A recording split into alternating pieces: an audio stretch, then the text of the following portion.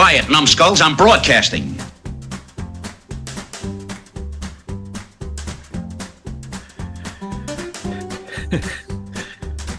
Hey kids, welcome to Grumpy Nostalgia, the Second Look Cinema Podcast, the show where we go back to the blockbuster new release film of our memory, we grab a copy off the shelf, we pop it in our VCR, and we see what time has done to it. I'm Justin, that's Mike. Howdy-ho. And together we're here to help you navigate all the landmines littered down memory lane. Now, Justin, I want to start off this podcast by thanking a kind of a, I'm not going to say a friend of the podcast, but an inspiration to this podcast, and his name is Kevin Costner. I want to thank him for directing another giant epic western and releasing it onto the world and having it end with a whimper. Yeah, it's rather unfortunate, isn't it? Yeah, it is. Yeah, Horizon looked like a interesting movie. Yeah, but it sounded a little overstuffed, maybe with really good visuals. Does that sound familiar? Yeah. And but a story that probably tried to take in too big a scope and maybe didn't catch on to the audiences of today. And if you're hearing this podcast months in the future, this movie may not even be remembered. But anyway, there you go. Well, at least we'll have something to make fun of 40 years from now, Mike. That's right. I already got a podcast ready to go. Yeah. So the elephant in the room is out there, Mike. So let's go ahead and address that first. So we want to apologize to our listening audience. We're a little bit behind. Oh. We were supposed to release an episode yesterday. I guess that begs the question, Mike, what's going on? Why are we behind? So, me and Mike want to formally say to our audience lovingly, it's none of your damn business. No, we kid. So me and Mike got caught up in the summer rush. I started a new job, and Mike was backpacking across Europe, I think, right, Mike? Was that the last? Yeah, one of those wild madcap trips. Just, get in touch with the world. So we couldn't figure out a way to make it work in time, so we're sorry. That was our summer break. So we're going to release this on a regular Sunday, and then we'll make it up to you. We'll make it up to you, yeah. So we're going to pile the movies on you. This was our part of our summer rush, we'll call it. This is going to be. So we intend to get back on a regular release schedule, guys. So just cool your jets. We're here to help you through this oppressive heat here in the States this year. That's the other thing. It's just too damn hot to do anything, Mike. Jeez. Yeah. So watch movies would be a good alternative. That's all you can really do. So as I mentioned, where we live, it's particularly atrocious, but it's been consistently 98 degrees Fahrenheit for 2.5, 3 weeks straight. And to our friends across our international audience, that's 37°C, if you've done the math in your head. I think we're the only country that uses Fahrenheit, Mike. Looks that way, yeah. All I've heard lately is Celsius. So 37°C doesn't sound like nothing, but it's hot. And we use that for our international friends. Oh, just speaking of which, Mike, speaking of international, we pushed up to 36 countries reached with this stupid podcast last week. So, all right. How about let's hear for Indonesia. Here for Argentina, actually. Argentina. Yeah. Good. So, good luck in the Copa America tournament. There's nothing else going on in Argentina. No. Got the Copa. All right. So another thing going on in the United States that our international audience might not be aware of is we're celebrating, or just recently got off the celebration of our little birthday, our country's birthday, the 4th of July. And it's essentially like every other thing in America. It's an excuse to just drink and have some sort of pyrotechnic display at your major holidays, to the point where it's almost a nuisance, a public nuisance anymore. I hate this holiday. Wow. Because in my neighborhood, at least, the fireworks go until the wee hours of the morning, 2 weeks prior and 2 weeks after the holiday for some reason. And I've got dogs, Mike, and they don't like fireworks, right? And they have their own form of PTSD. So anytime I see the 4th coming up, I panic and I dread it. Yeah. One of the things we use to kind of offset the impact of those fireworks is we watch a very, very loud movie at its fullest volume settings to try to Bruckenheimer came right through the tip of our tongues. But we have a tradition where we put in a big, loud, voracious movie, hopefully that our dogs will be distracted by that. And that movie has historically been our feature this week, Gone in 60 Seconds. Yay, a remake. Yeah. So a lot of people don't know that. Mike will get into that here in a little bit. So I think we've talked a little bit too much already. So let's just kind of get into the movie itself. So this was directed by a guy named Dominic Sena, who did a lot of Janet Jackson music videos back when MTV did those things. Yeah. Moved on to do movies like California, which is not too bad. Yeah. And then he did the Swordfish, Mike. Uh-oh. Uh-oh. Yeah, so he's his career trajectory has followed suit since then. It was written by H.B. Halicki, who was the star of the original Gone in 60 Seconds from 1974. And if you've never seen that movie, gang, check it out. It looks like the Sabotage video by the Beastie Boys. It's it's got to pull a lot of inspiration from that. But a great 70s grinder B movie flick. Well received at the time, had a lot of notoriety for the car chase scenes at that time. It's interesting about HB here, Mike. He actually was killed in the filming of the sequel to this movie, and his widow was actually came on as an executive producer to this movie. Wow. Yeah. Okay. Yeah, kind of sad. It's written by a guy named Scott Rosenberg, who we know him as the winner from the Stinky Bad Movie Awards for this film. He's also responsible for Con Air. He's got a weird spot. Yeah, he's got a real spotty kind of record too, right? Yeah. Yeah, he's Con Air, Kangaroo Jack. Okay. Venom, That's right. That and guy. the upcoming and unasked for Dirty Dozen remake that's coming out next year. Mike, he penned that as well. What the irony here is that there were artistic differences between the director and Scott Rosenberg on this film, and he actually ended up leaving. And our buddy little J.J. Abrams came in uncredited and finished ghostwriting this script as well, just like he did Con Air, Mike. That is so weird. So maybe that Star Wars debacle isn't so much of a surprise anymore. Maybe we got it wrong. I don't know.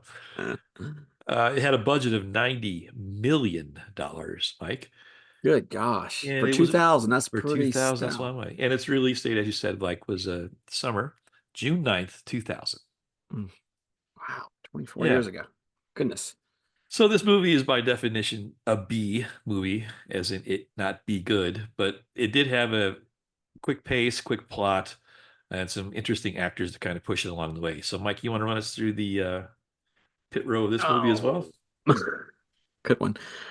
Yeah, this is the movie that was bold enough to have Frances Fisher and Grace Zabriskie in the same movie. They look so similar, and yet their roles were so small in this movie. We're both in Twin Peaks, I think, maybe. I think so, yeah, and maybe both in Big Love. I know Frances Fisher does a lot of Clint Eastwood stuff. Yeah. Anyway, your main character is Nic Cage, of course, who again. This is our I don't know how many movies we've done of him now, but this is our second time where he's had brother issues. I do. Too many. There you go. Yeah. And instead of Castor Troy or whatever his name was, this little brother is in trouble with you get it. Yeah, this little piggy stole cars. This little pig, yeah, exactly. But yeah, Nic Cage is in it, so you'll get your meme moments. Angelina Jolie, who is on the poster of this movie, and you're gonna have to help. Here's where I didn't know. I did zero research, Justin, as per usual. But that's why I put you on the payroll, Mike. What was she? I know she was in Girl Interrupted, but was she famous before this movie came out? Like, why was she featured so prominently in the marketing? Tomb Raider. So Tomb Raider was before this. There goes my memory. Okay, so yeah. No, I'm wrong. Tomb Raider was 2001. I thought it was 98. I thought so too. Yeah, I don't. But anyway, I guess in the watching this movie, I was surprised that her role was as limited and downplayed as it was. Yeah. She looked like one of those twins from the second Matrix movie in this one, and she looked really weird. And I know it was part of her thing even back then, was that she was quirky and odd. And, and she was really playing on that in this movie. You have your a-hole cops in this one, played by Timothy Olyphant, and Delroy Lindo, who we saw him in Congo doing a fantastic sesame cake accent, right? Sesame cake connoisseur. Stop eating my sesame cake. That's right. And then you have your like quirky side characters, like Giovanni Ribisi, who's playing the brother, who basically is the same role he played in Friends as Phoebe's younger brother. Right. And And the postman. and the the bad teeth guy. Yeah. But yeah, then you have like Chi McBride, these younger guys. They had a dude from Independence Day, little kid, the one who played one of what's his faces. Yeah. James Duvall. Yeah. He was, the kid in Independence Day that didn't believe in Right. his drunk dad, stupid Randy Quaid. He was mostly right. Let's be honest. He was. And then you had a neat pairing of Scott Conn, who and who got to play with Robert Duvall. So you had James Yeah. Caan's son playing with Robert Duvall. That was kind of neat to me. I don't know why I thought that was interesting, but Robert Duvall is playing the Robert Duvall kind of role. Yeah. It was Days of Thunder kind of all over again in a way. Yeah. He's Killer mustache here, though. yes, the slick back hair too, man. He must have gotten into some of Michael Corleone's pomade, but he looked really slick. And little known fact, Scott Conn and Chi McBride team up later in Hawaii Five-0. That's correct. Yeah. Yeah. There you go. Nice. Yeah. So principal players, pretty much. You had some other familiar faces in this movie, but Mhm. those are your main characters Okay. Thank you, that Mike. pull us off. Just a few notes on that cast. So the bad guy here, Ray Calitri. Oh, I forgot about Christopher Eccleston. Oh Yeah. my So gosh. what's interesting about him is he was not entirely famous at this point, but he went on to do Doctor Who, and that fan base is rabid. And he claims that he dreads his fame because now people just shout out to him, "Hey, you were in Gone in 60 Seconds, and you were shite." And he says, "I know I was." That's usually his stock That's pretty response, good. which I think is funny. A couple other notes on the shooting here. The Shelby Mustang is featured prominently here. They're named Eleanor, Mike, and we'll get to why that they have female names here in a little bit. They actually made 7 of those during filming. 5 were totaled during the course of the shoot. And they had 2 left over. One they gave to Nic Cage, and then they gave the other one to Jerry Bruckheimer. So I'm There thinking you more. go. I'm thinking more he took it as opposed to it was given. to Yeah, him. I'm sure. Did he give it to that? Who was the goggles Faisano guy that was in Days of Thunder or whatever it was? Who was that guy? It was like he was the assistant director, right? A producer that starred as like a race car driver. Who was that guy's name that he worked with Bruckheimer? Do you remember? He had Jerry. it wasn't Scott.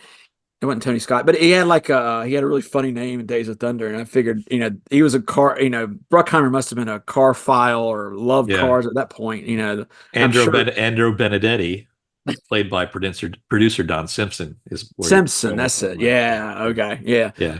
That makes sense. That If he were alive, he would have took that car. He he had already passed away in 2000. That's a shame. Yeah. So most of the driving here was done by Nic Cage for the most Really? part. There's a very few scenes where he didn't absolutely make that final jump there at the end, but about 90% of the driving was done by Nick. Did a lot of training with some of the film's technical team. So I figured Sandra Bullock did the jump. Yeah. The irony here is that too slow, Mike. The irony here is that Nicolas Cage's Porsche was stolen at the completion of this film. Oh, So he plays a car thief, and then the irony is that someone stole That's his funny. car. They police found it 2 months later in the bottom of a lake. Which I find funny, and I can't explain why. you can't. No. That's where like fact is funnier than fiction. Yeah, you sometimes. can't make this stuff up sometimes. So this was relatively big. The year 2000, Mike, they had kind of warmed up the box office with the Battlefield Earth that spring. Some other big movies that came out prior to this. In May 24th, a few weeks earlier, you had Mission Impossible 2. That was the John Woo, Tom Cruise collaboration there.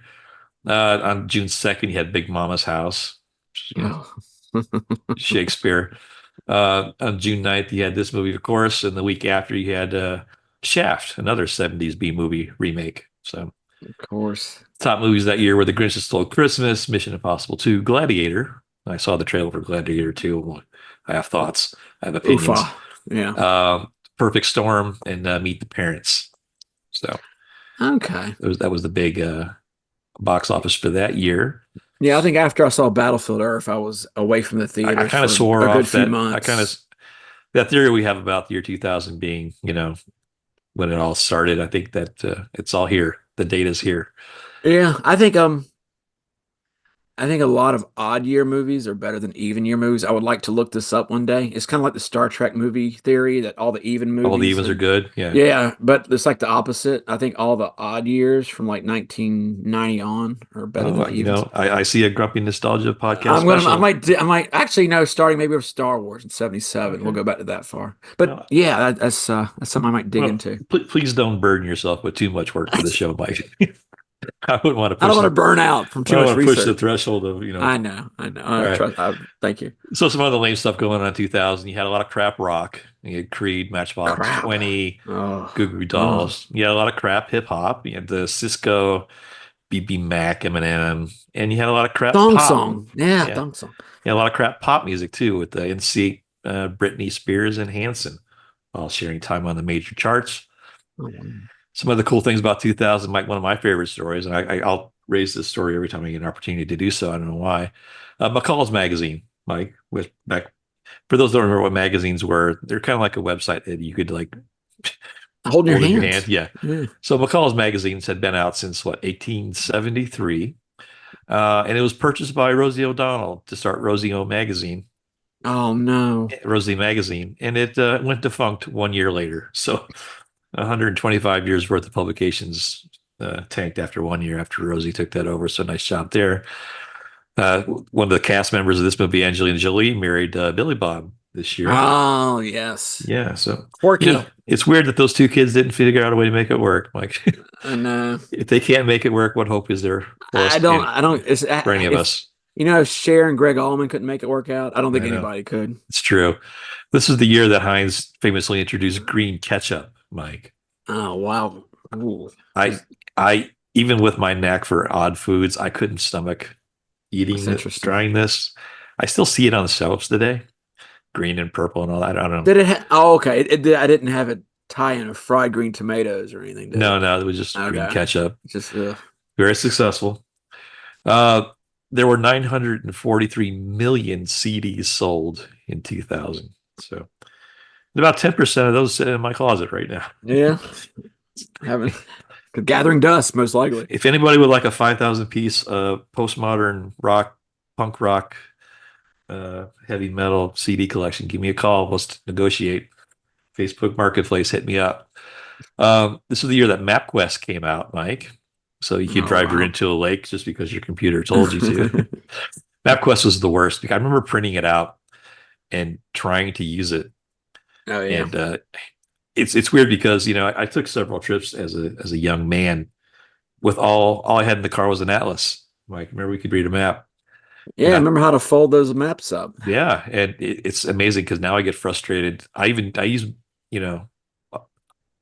iMaps on my phone just to get around my neighborhood that I actually know. It's just to be informed of like traffic or stupid alternative routes. But I get frustrated when I don't have that. So we've gotten really soft.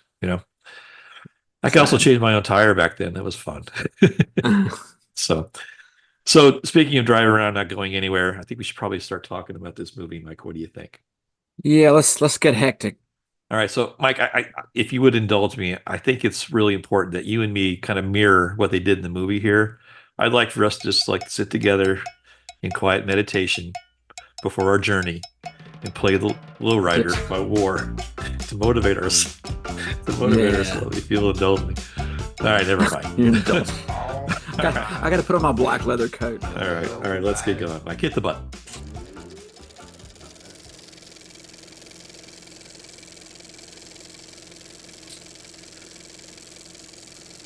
The movie credits here, Mike, I knew we were in trouble right away because it's a Bruckheimer font. It's a Bruckheimer font. It's the same kind of start every time, and they hitched. There are 60 songs in this movie, Mike. Oh my gosh! And it's hour or 2 hours and 7 minute runtime. That's a song every 15, 30 seconds. They start a new song, And Yeah. there's a little exposition to kind of show you what's going on in still frame photo form. It And was, yeah, it was instantly annoying. yeah, I wrote that down because it bled into this like prodigy, yeah, trance rock kind of music, and I was like, "What the hell's going on here?" But then, like you say, yeah. then you later hear "Lowrider" by War, and it's like, okay, and then like these, very weird, off-putting. That's all. So, That's all. so there's a couple things I noticed with the credits. One is it's a veiled attempt at exposition because they kind of show you the Yeah, stories and all that. But the thing that always hits me about movies, probably even to this day, I don't think they solved this riddle yet. Photoshopping yeah. actors' faces into photos. There's some really bad Photoshop It here. looked, yeah, it looked like real And I think bad this is probably before cutting and Photoshop was pasting. a program, but I challenge anybody to show me physical evidence. This is a call to action to our listening audience. If you can find any kind of physical visual evidence of a good photo of like aged photo of a celebrity, Yeah. I want to see that. So I don't think any movie has ever figured that out because You don't think Nick Cage and Giovanni Ribisi got together in like 1985? well, there's one photo where Nicolas Cage's head is disproportionately sized. Yeah. He's angry too in every picture, maybe It's except like for like the last I one. think it's the cast. It's still photo from like when Peggy Sue got married. His character in that. Yeah. And Valley Girl. Yeah, it was horrible. All right, but there's plenty more to talk about than just the opening credits here. So let's move on. So it opens up with this like heist scene where Giovanni Ribisi and a couple of screwball kids are trying to They had steal a those. Porsche. They had the names from Twister, like Yeah. the Threb and Mirror and Tech Guy. It's like, Well, oh they're my cool. gosh. They're cool car thieves. They I have know they're aliases, cool. Mike. Yeah.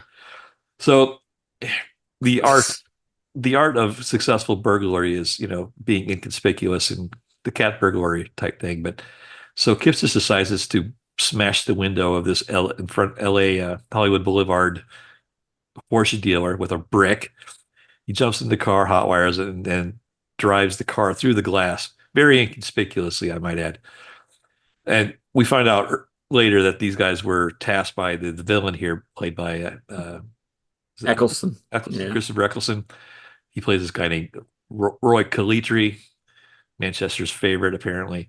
And he's been tasked to steal 50 cars for this mob kingpin. And so that they obviously they cause a scene and get a bunch of cop cars to chase them. And of course, being brilliant criminals, they drive right back to the warehouse where they're fencing all these vehicles and put all this heat. And now they have to bail out. So that gets all the bad guys really mad, obviously. And the fallout of that is that there's a price on little Kip's head now and the rest of his crew because they compromised this car theft thing. So the next scene is our favorite actor, Will Patton, Mike. Yeah, I forgot to mention him. So he's one of the Darn it. guys in the crew that's boosting these cars, and he makes an impassioned plea to Nicolas Cage, who's running a go-kart track at a gas station. Memphis Reigns. Memphis Reigns, again, another fantastic character from Nick Yes. Cage in the action movie Bruckheimer name generator. And he makes an impassioned plea for him to get back. He's out of the game, Mike. He gave it all up because it's too That's risky right. to get hit. So he begs Nick to get back in the game and help Kip, avoid this by helping these cars get stolen to make it up to him. I noticed right away here that Will Patton's got a Pepsi, Mike. Yeah. There's a couple Pepsi ad placements I Conveniently noticed. placed so the logo is facing the camera right there. Yeah. His chubby little fingers. And it confirms one of the rules that we've established here on Grumpy Nostalgia that if you see a Pepsi or a Pepsi logo in that movie, it ain't good. The Pepsi nor the movie. So once again reinforced. So Kip's got a death mark, and he wants Cage to help kind of come back. He begrudgingly accepts after coming home and talking to Mama and talking to Kip and understanding they had a little family reunion, and it's tearful and it's emotional, Mike. And here we go. So then we get on to the next phase, this Shakespearean format where they build the team, Mike. They put the team together.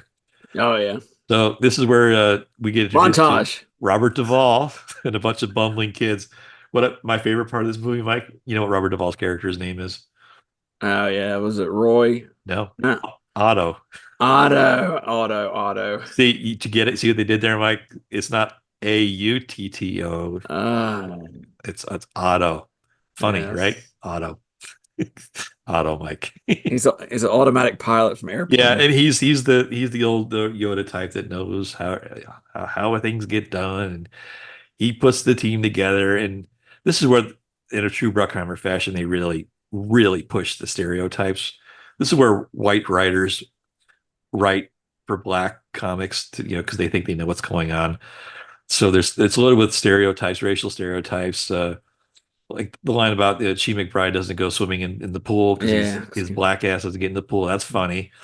And then of Right. course he's a driving instructor, and you get introduced to him because he's got an Asian woman who can't That drive can't very well. drive. See, Yeah. that's funny, right? That's funny. Yeah. So meanwhile, there's some grizzled detectives, LA detectives, Delroy Lindo and Timothy Oliphant, who've been tracking their old nemesis Cage for a long time, and they hear he's back in town, and there's your Memphis Reigns. They had to Memphis shake him Rain. down and talk Yeah. to him. Yeah. Yeah, there's your subplot. So we've hit all the buttons for the formula so far. So in a genius move, they decide that they've got 72 hours to get all these cars, right? So they waste the first 48 and decide they're gonna boost all these cars in one night. So they spend one night getting prepped and kind of understanding where all the cars are and doing sort of reconnaissance.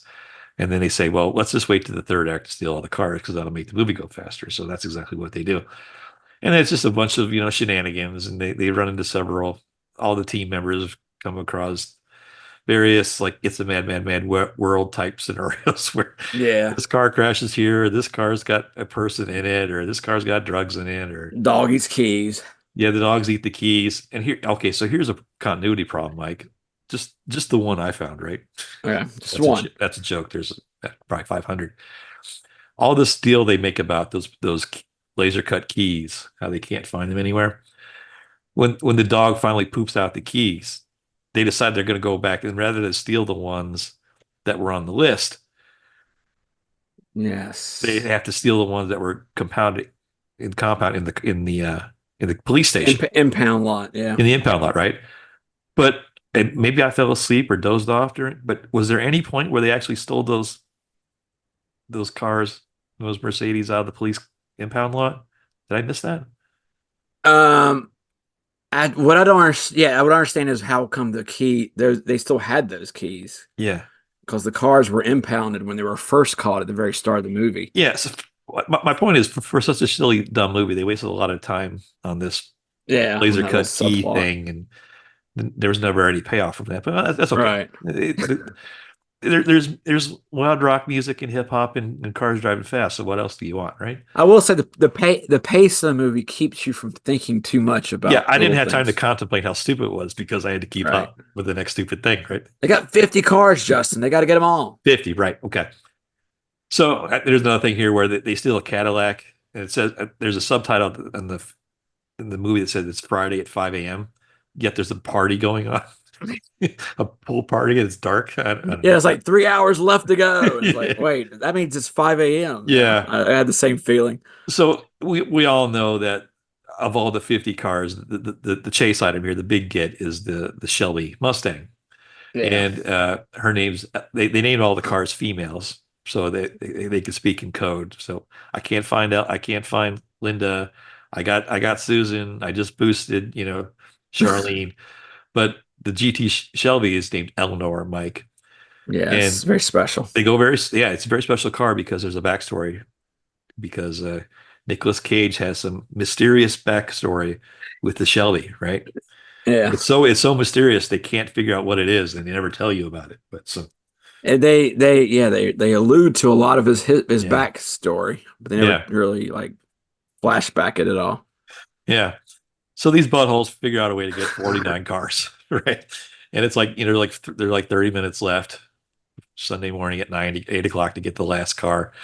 And Cage, it's conveniently just kept in a parking garage. And he just jimmies the door open and literally just hot wires the car, just the traditional Hollywood hot wire thing, and drives off with it. But of course, this is when all the roosters come home to roost, Mike. all the chickens come home to roost, Mike. So the cops have caught up with him at this point, and the bad guys have caught up with him at this point. So it's this big chase.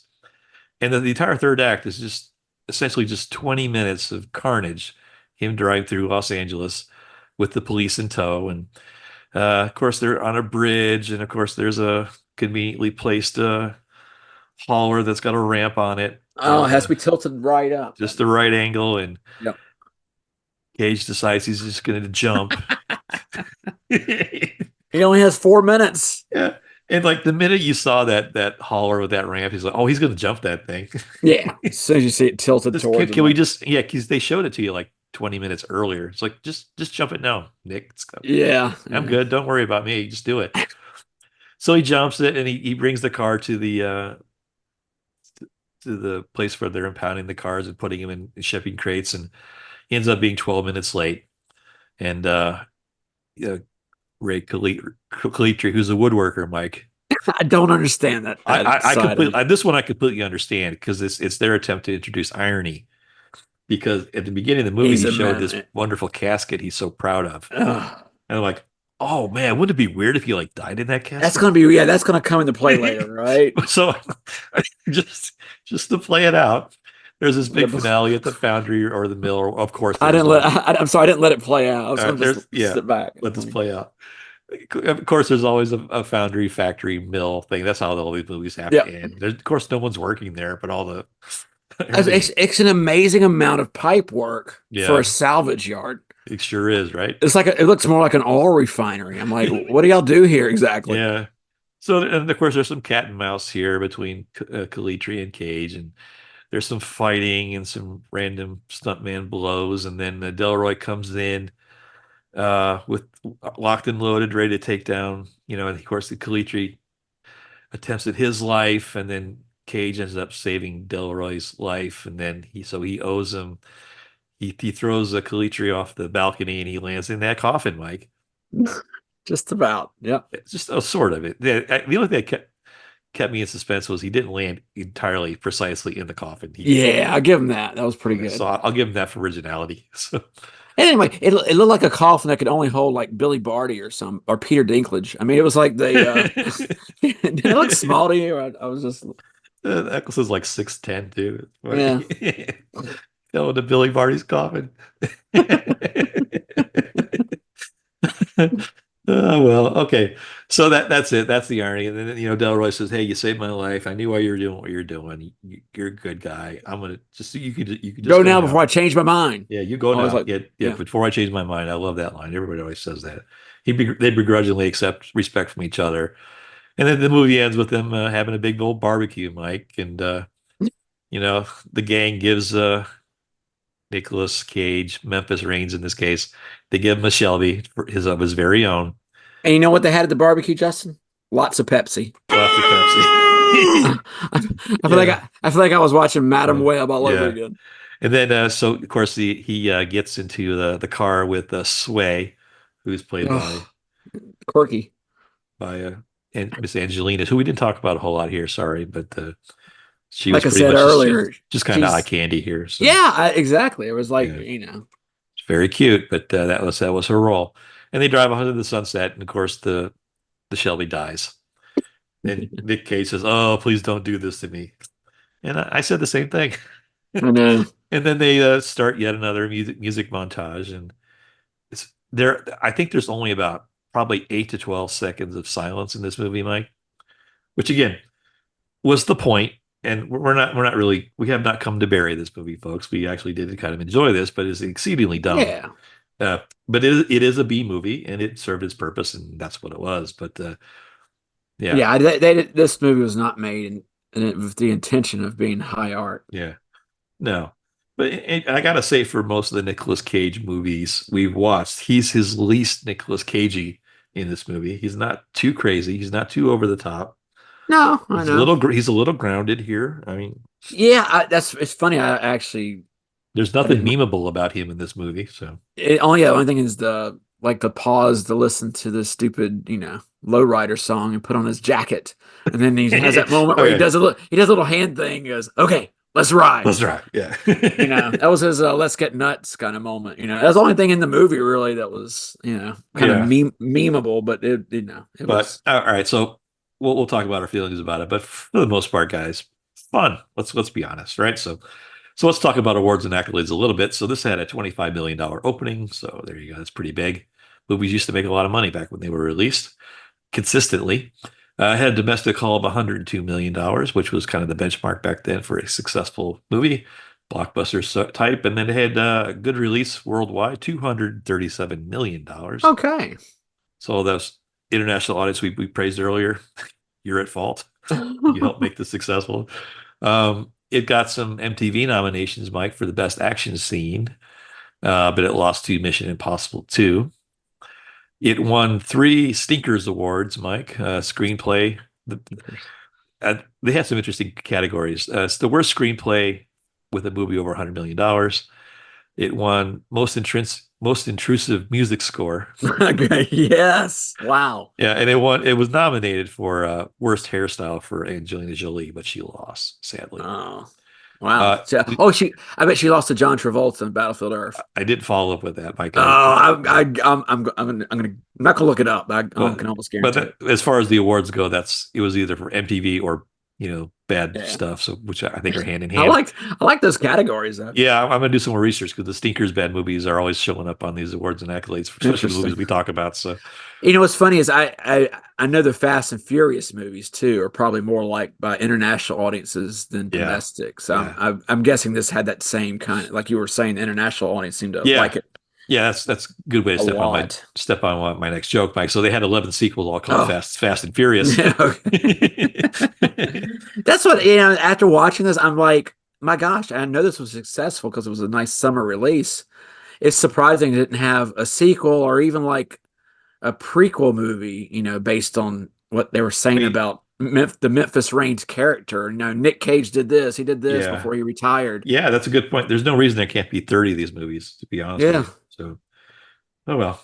But it was fun. I mean, people love cars, and we'll get to that here in a little bit. So, Mike, let's run through our grumpy meter. That's the part of the show where we talk about the movies we watched as younger men, almost boys, and then we review them again as grumpy old jerks and see what changed. So, Mike, why don't you take us into this on first? Oh yeah, give me your take on it. So sure. I did not see this in a theater as like I was previous. I think, like I said, I was still suffering maybe from a previous movie I saw that year. But also I had no interest in seeing a movie about cars. I know that sounds kind of weird, but I don't the whole premise of a Jerry Bruckheimer movie where people are stealing cars, I don't think resonated with me at the time. So, hey, I didn't want to see it. But, it's... You spent that penny with Days of Thunder, and that was it, right? Pretty much, yeah. I was, even that movie I had... Yeah, you kind of bailed on that, if I recall, right? Exactly, yeah. It was... I didn't want to see a movie about NASCAR at the time. But, yeah, it was, like you say, it was almost a kind of a B-movie, fluffy... turn your brain off movie, and it was and in the end it was fun to watch. Watching it now, it's what it is. It's not like you say. There's not a moment to even breathe or think in this movie as far as just okay. Here's this scene. Here's this scene. Here's this scene. The directing is pretty bad. I'm not a judge of like good director. I can kind of tell what good cinematography, but I couldn't tell you what good editing would be. In this movie, I feel like I could tell it was badly directed. I don't know if that's just me. I don't know if that was mentioned in any of the reviews. But the music, just the selection of music, just rapid fire, bump, bump, bump. It was just too much for me to take. But in the end, it was, what was this, an hour and 57 minutes? It went by so quick. I was amazed. Oh, like I said, once the credits came up, I was like, wow. But one of the reasons I didn't remember Christopher Eccleston in the cast earlier was because he was a very forgettable villain. And I think that's the biggest drawback for me in this movie, if I want to analyze it on a technical level. He's not a Hans Gruber kind of villain. He's very forgettable. His motive is stupid. His gang's a bunch of weenies. They get pushed over in like a minute. There's these two English Hockney guys. And why did they even bother trying to steal from this guy? He could have gone over there and just, broken his furniture and punched his guys in the face. And I didn't understand. It didn't it didn't have the gravitas of like a big mafia organization was getting ready Yeah, to he's bear not down on really them. a villain so much as he was just a plot device. They had to have something to Yeah. anchor why they needed to do this. So And in the end, they lose out on the $200,000, and that went down the drain. And yeah, the whole point of even stealing all the cars is like, wow, you told the police where they were anyway at the very end. So it was like yeah, I don't know, it left me a little flat. But hey, it did set itself up for a sequel, and that kind of surprised yeah. me. It did not happen. The But fact that anyway, he denied the entire millions of dollars worth of cars because he was 10 minutes late on the highest value yeah, one.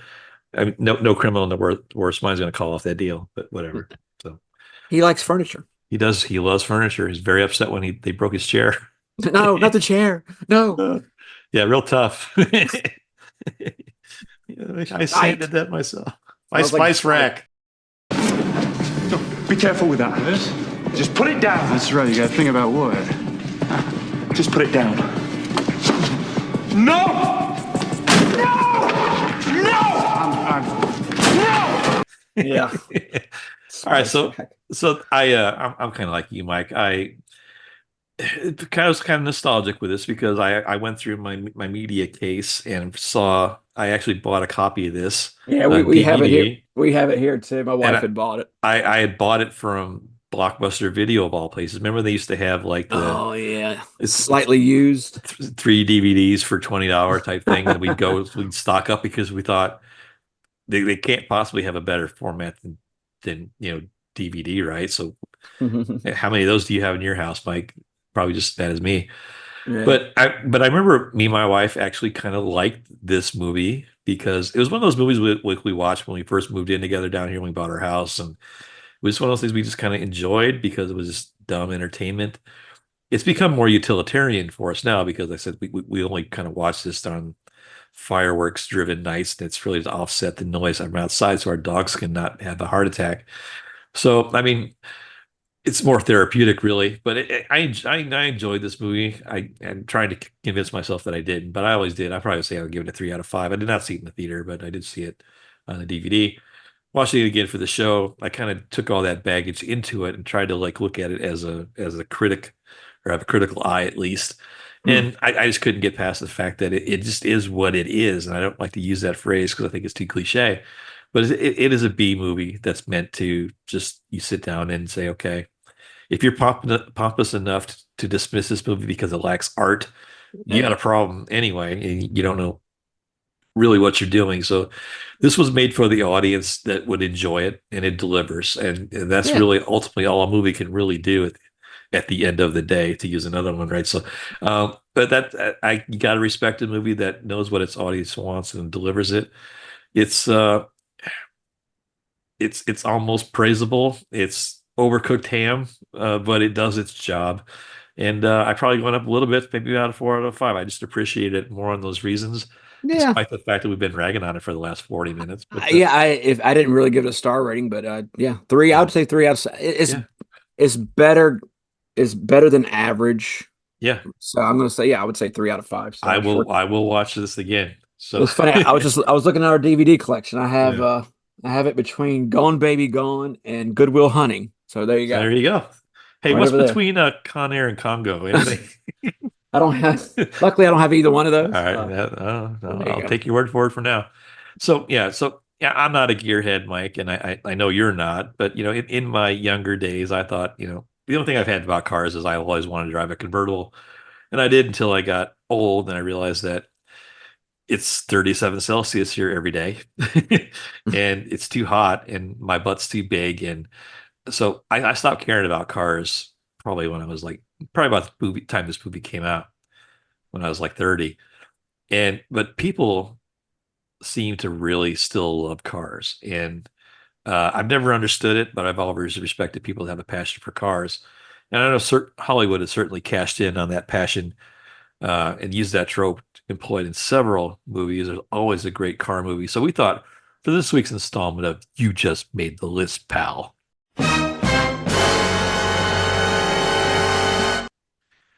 We talk about Hollywood's love affair with cars and talk about some of our favorite movies featuring cars or movies about cars or movies where cars are the major point of the plot. So Mike, why don't you head us off? Let's pick a few and maybe keep a few in reserve for honorable mentions. But let's talk about cars and cinema and their impact for you. So pick a few movies that kind of illustrate that point, Mike.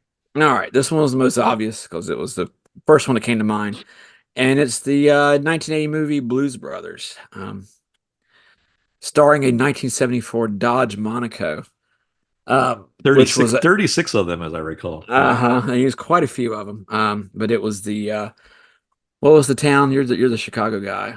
That was what it was bought from an auction by Elwood as a former police car. I think it was from Mount something Mount. I Now, forgot. Prospect.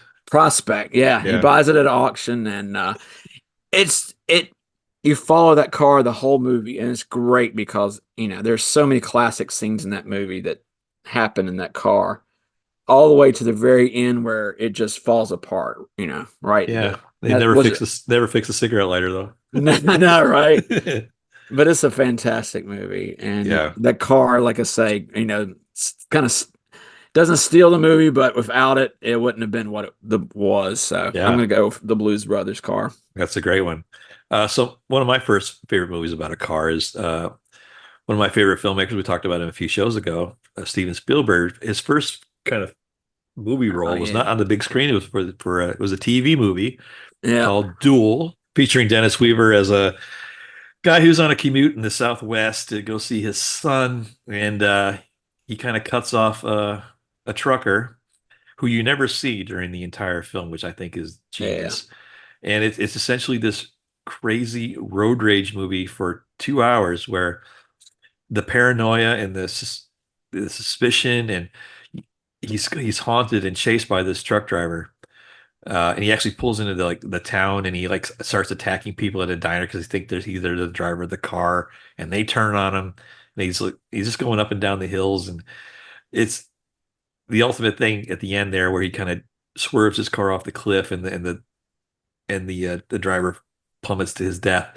They still don't show you the driver, and it's just this, and everybody can relate because everybody's had been a road rage. I think Netflix does a movie every 3 years about road rage scenarios, but this was the original. I think it's the most well done.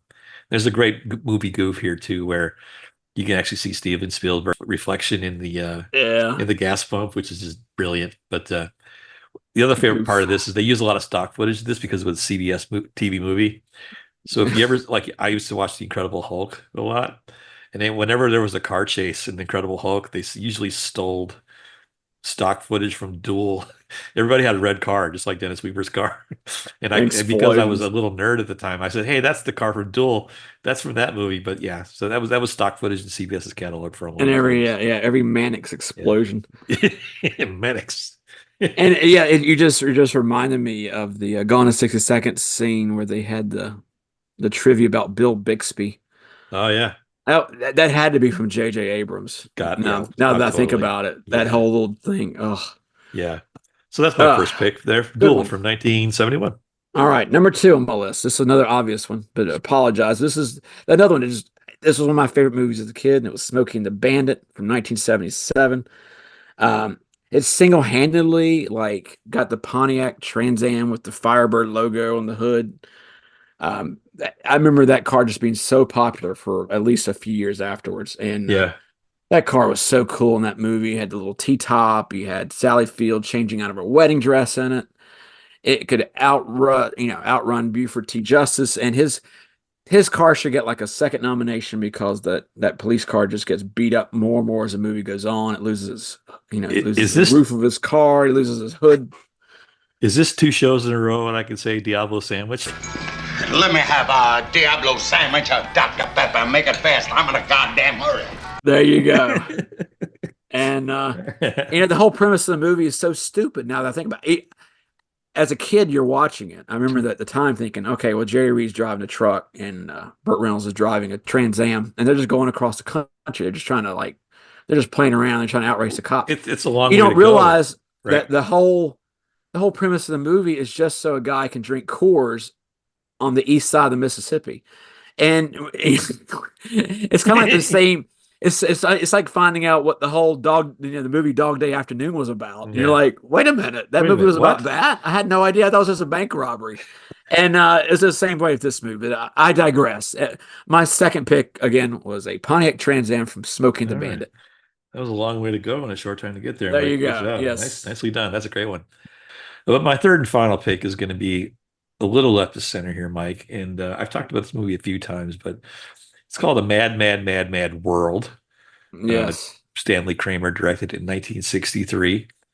And this is one of those movies that it's very nostalgic for me because I remember me and my sisters spent the night at an aunt and uncle's house one night for some reason. I don't know why. I think my mom and dad were out doing something. And my uncle we were watching the CBS late night movie, and it was this movie, It's a Mad, Mad, Mad, Mad World. It always came on late at night. Yeah, Remember it was that? one of those, it was always a late at night movie. And we had the freedom of staying up as a kid is one of those, it's paramount. You remember a lot of those experiences for some reason because you weren't usually allowed to do it. But this was like a 3-hour epic, and I remember it went on to like midnight at the time.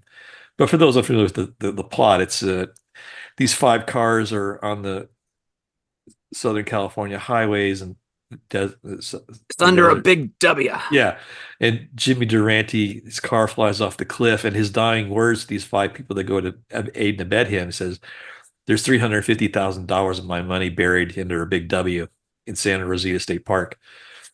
And what was so fun, it's one of the greatest comedies ever made. It features like everybody who was in Hollywood at that time. So there's cameos, but there's 5 major plot lines, and they all have their own kind of unique vehicle.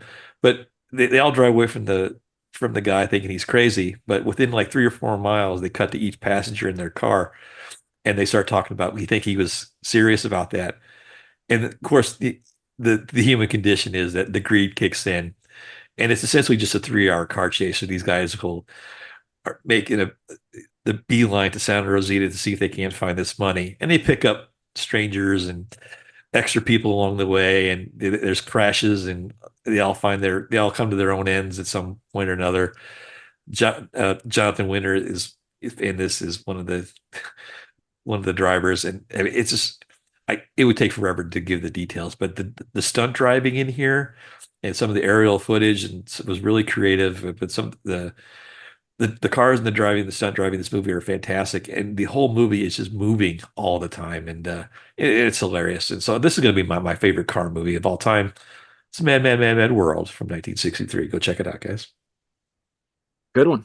Yeah. All right. So I wish. I'm proud of you for not mentioning Cannonball Run, by the way. I didn't even come into my mind. I don't know why. Good. Keep it out of there. Well, yeah, I wanted to cover a Mel Tillis, Terry Bradshaw movie for a long time, Mike. So maybe this way. I want a Jim Nabors movie personally. So that would fit the bill. We'll see if I can make that work. All right, so we should have been gone in 60 seconds on this one, Mike, but we went too long again. So just a couple messages for our team as we kind of exit out of here. Remember to check us out. Me and Mike are featured on our social media page. That's Grumpy Nostalgia on Instagram. Send us an email at nostalgiagrunch@gmail.com. If you do that, send us your mailing address, and we will send you a bunch of free crap we've accumulated over the years, show merchandise and things. So we just want to get to know you guys, start our newsletter at some point. So if you're interested, send us an email to that address, and we will send you a bunch of our crap for free. You can check out our YouTube channel. We put a couple of new movies up on there. If you should happen to listen to our podcast on our website, the Buzzsprout site, they've added a new feature there where you can send us a text message right below the title of the podcast. So if you ever want to send us a little message telling us how terrible we are or how great we are, just optimize that function on the Buzzsprout webpage and send us a little message and tell you what's going on. We'd appreciate to hear from you. All right, so that's going to kind of wrap it up, Mike. Anything else you want to say before we get out of here? As soon as I get home, first thing I'll do is punch your mama in the mouth. Well, I found that there's too many self-indulgent wieners in the city, Mike's. Wieners. All right, so that'll wrap it up, guys. So for Mike James, this is Justin, and we will see you again next time.